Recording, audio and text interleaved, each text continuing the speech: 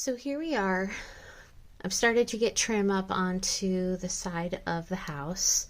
Kind of going with it's going to be a light Tudor paint. I'm not going to stain all this trim. I have other places that I'm going to put stained trim, but in this case, I'm just doing, just adding some detail to the side of it, but I'm not going to make this really dark. The house is already dark with the brick and the stone and everything, so I just want this to be a little bit more, have more levity in its coloring, and then just add some accents with other design features. So what I wanted to show you was how I did this trim. First of all, I really didn't know what the heck I was doing. So this was trial and error for the most part. I kind of knew the look I was going for, but I didn't know it until I did it. Nothing is glued in place. Everything is taped, and you can see there's some tape peeking out there. So, it's just a matter of cutting and measuring.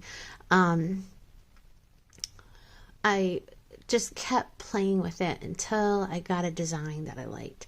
I did the other side of the house too, but I'll get to that another time. For right now, I just wanted to focus here. The trim I bought at Hobby Lobby. It's this stuff right here.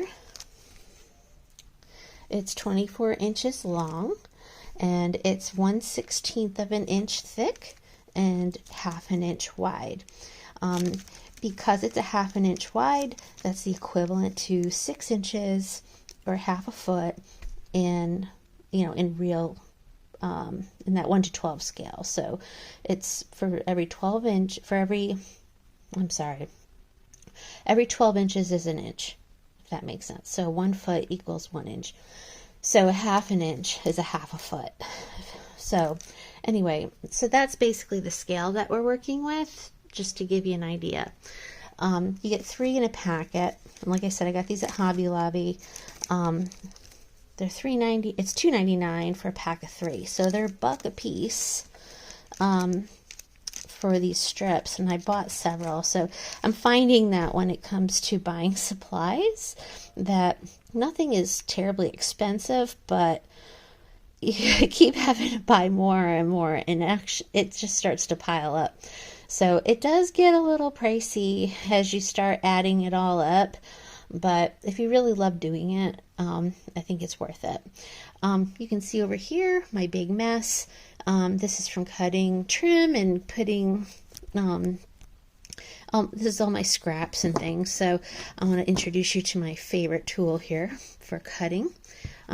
It's basically a big giant razor blade, and then it's a miter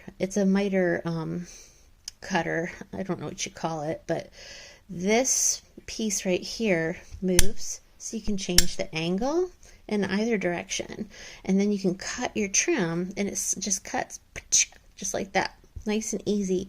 Thick pieces are a little harder. I think harder wood is much harder to cut through, but it really, smaller pieces are really easy to cut through, and this has been a dream. I love it. It's really, really handy.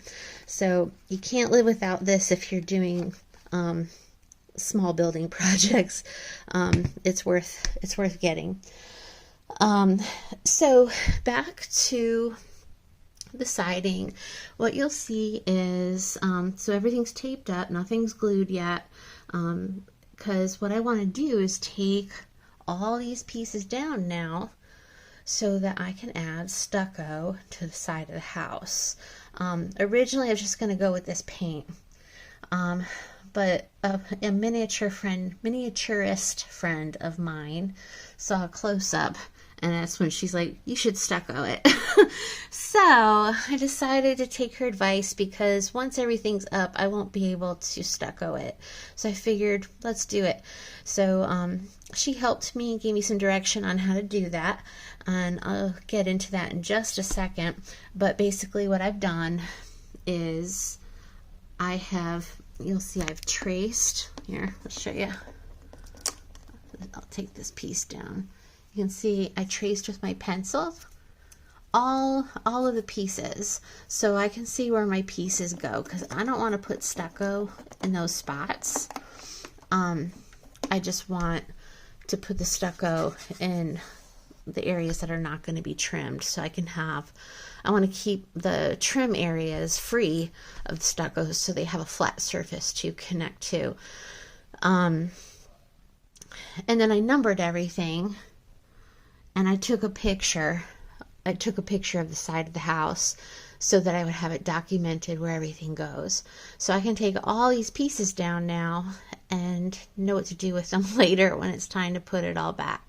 So as far as the stucco goes, I'm going to be using a spackle product. It's a really light and fluffy product, and it dries pretty quickly. And I found, or was given, a tutorial on how to make a stucco siding with it. And basically you just kind of put a skim coat on the side of the house. You could even use your finger or whatever, but use your finger to kind of, after you put it on, you kind of blot it like this, and it gives it that kind of the little peaks and the texture that you would see with a real stucco siding.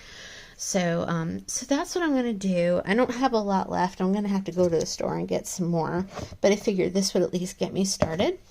And then once that's done, I'm going to paint the siding again to get this pretty color that I got from Lowe's, and I'm going to paint the trim before I put it back on and put the whole house back together.